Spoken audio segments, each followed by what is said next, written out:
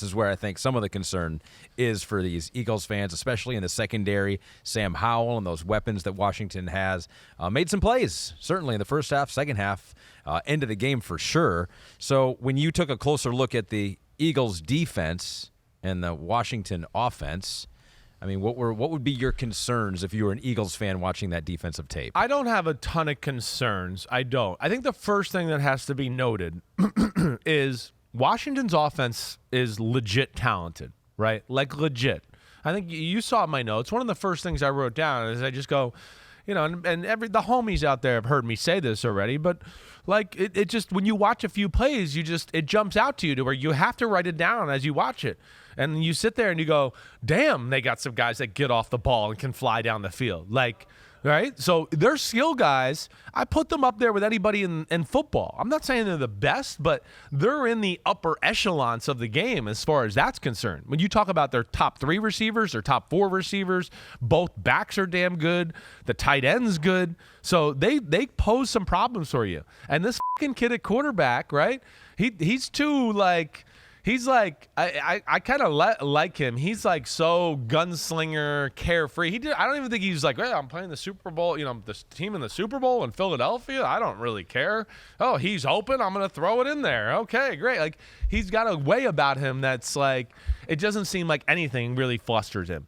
And he's not scared. And then the offense is damn good behind it. My thing last week when I broke down this game, what I worried about was I just went, man, Washington's O-line had kind of been all over the place in every game, and I just went, then this group here, I worry that they're going to get totally steamrolled. There might be some plays to be had down the field, but I don't think they're going to be able to block Philly to let some of them develop. That wasn't the case in the first half of the football game.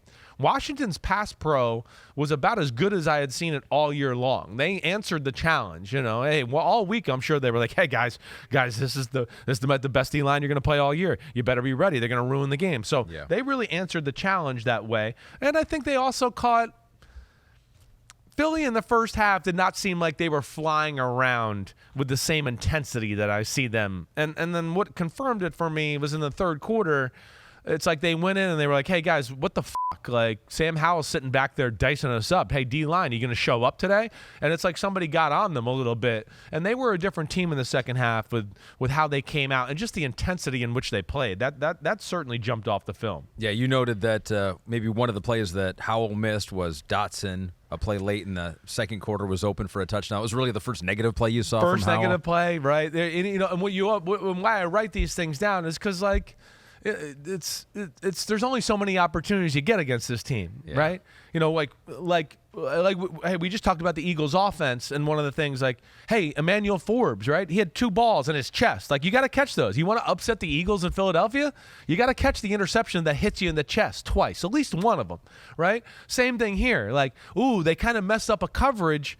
You're going to get 7 points. Oh, no, wait, we're just going to settle for the field goal. And now it could have been 21-7, right? And it's only now going to be 17-7.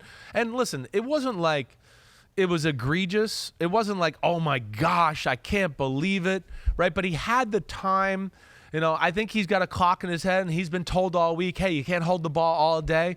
So he got the ball out of his hands, and, Dotson popped to where you'd go, man, for the most part of the day, he had kind of hung in there and waited for those plays to develop. So that was one, he felt a little pressure, right? He had a guy that was like kind of got a good jump but onto his backside a little bit.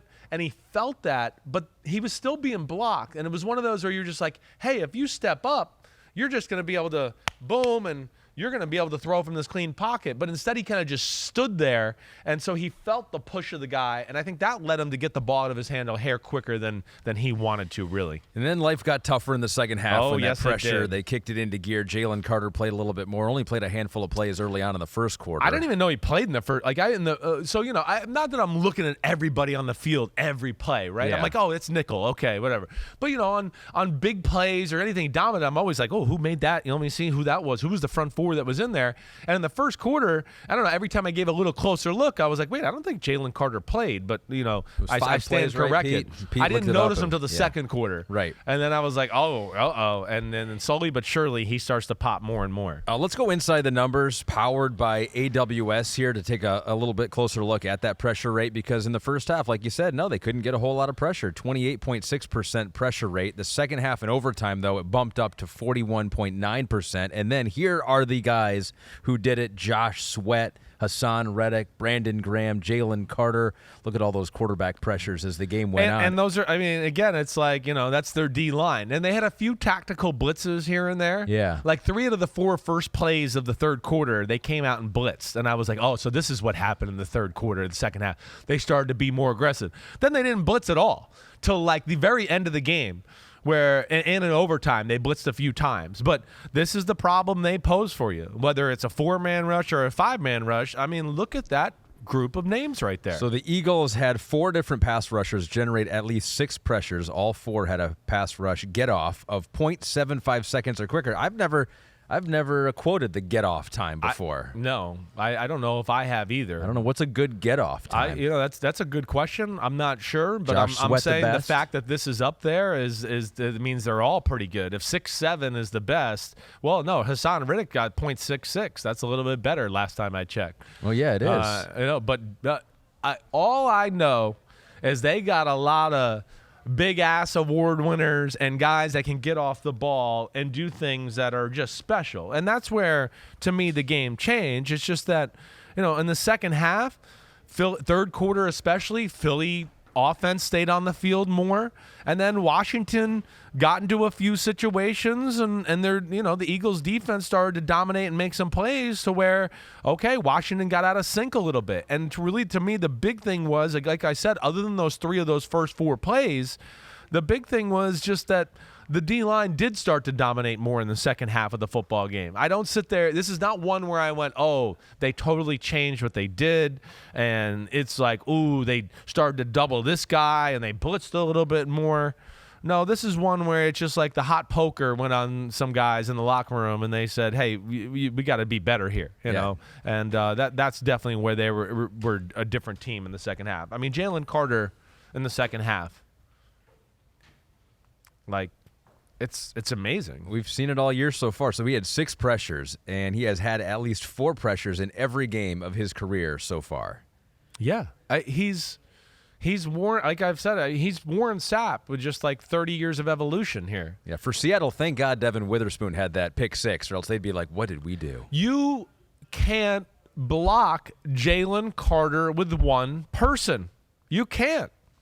Yeah, it's one of those where, like, the TV doesn't do it justice. You go back and watch the film and you go, if they don't slide the line his way and the guard doesn't have help with the center, the guard is going to go back into the lap of the quarterback. He's going back there. I haven't seen anybody stop him yet. And then occasionally there'll be and he goes by you with speed. So you're bracing because you're like, man, he's pushed me back like 5 plays in a row. So let me really brace myself. And then he hits you with quick hands and quick like leg movement. And you're like, oh shit. And you turn around and you go, there he goes hitting the quarterback. I'm dead serious. I don't remember a D tackle as a rookie jumping into football and jumping out like this, like instantly. And that's where it's special, let alone, like we know, they got, a bunch of other dudes as well. But you saw my notes, and one of the things I wrote, it's 4-man rush, 7 guys in coverage the whole half, other than a few blitzes here and there. That's where Nicholas Morrow, the middle linebacker, got 2 sacks, right? They had 1 or 2 where they got, we kind of feel good about what they're doing protection-wise. I don't even think one of them was a blitz. I think one of them was like, hey, I'm supposed to cover the back, and he just ended up helping out blocking, so then I add on, right? So it just tells you how good they are. I think that pretty much covers it for the most part. Those 9. The overtime throw to McLaurin, you're living good. The foot's going to come down inbounds, and he steps on the guy's arm, and it doesn't get to go inbounds. I think they did that on purpose. That right? is the most unbelievable thing I've ever seen. Under their feet. That's and so it. Hey, good vibes to the Eagles and the Eagles fans. They're living right, and like you get that right there. I was just like, man, everything's going good for the Eagles now. I just wanted to note the 9 pressures for Josh Sweat were a career high, and that was Inside the Numbers, presented by AWS. Yo, what up, homies? Thanks for watching. Remember, subscribe to Chris Simms Unbuttoned. Right now, we got Sunday Pod, right? So you can have it Monday morning. We recap all the action. Wednesday, it's the What the Happened podcast. We're going to get deep in the weeds on the key matchups of the week. And then Thursday, I'm picking games with that jerk Floria. So you know where to find us, homies. Keep watching. Peace out. We'll see you.